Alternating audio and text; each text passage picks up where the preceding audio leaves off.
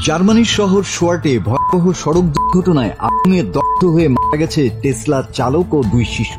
গত 7 সেপ্টেম্বর গাড়িটি একটি গাছে ধাক্কা খাওয়ার পর তাতে আগুন ধরে যায়। উদ্ধারকর্মীরা অনেক চেষ্টা করেও গাড়ির বৈদ্যুতিক দরজা খুলতে না পারায় ভেতরে আটকা পড়ে তারা। পুলিশ ও স্থানীয় সংবাদ মাধ্যমের বরাতে তথ্য জানা গেছে। পুলিশ জানিয়েছে নিহতদের মধ্যে রয়েছেন 43 বছর বয়সী এক পুরুষ এবং 9 বছর বয়সী 2টি শিশু। গাড়িতে থাকা 9 বছর বয়সী আরও এক শিশু কোনো মতে বের হতে পারে, পরে তাকে হেলিকপ্টারে করে হসপিটালে নেওয়া হয়।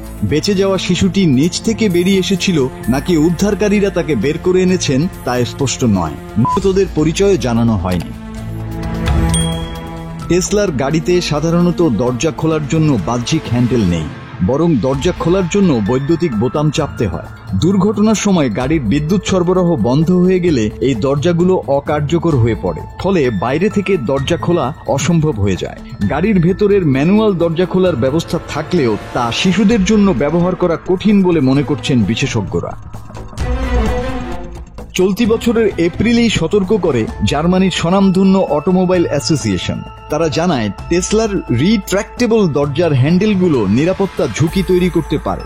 আমেরিকার জাতীয় সড়ক নিরাপত্তা প্রশাসন 2021 সালে প্রায় 1,74,000 টেসলার মডেল ওয়াই গাড়ির দরজার হাতল ঠিকমতো কাজ করছে কিনা তা খতিয়ে দেখার জন্য তদন্ত শুরু করে। এর আগেও একই ধরনের ঘটনা ঘটেছে। 2024 সালে কানাডার টরেন্টোতে একটি টেসলা গাড়িতে আগুন ধরলে ভেতরে থাকা 4 বন্ধু পুড়ে মারা যান।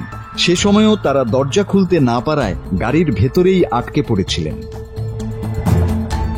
মাসুদ হাসান, বাংলা টিভি।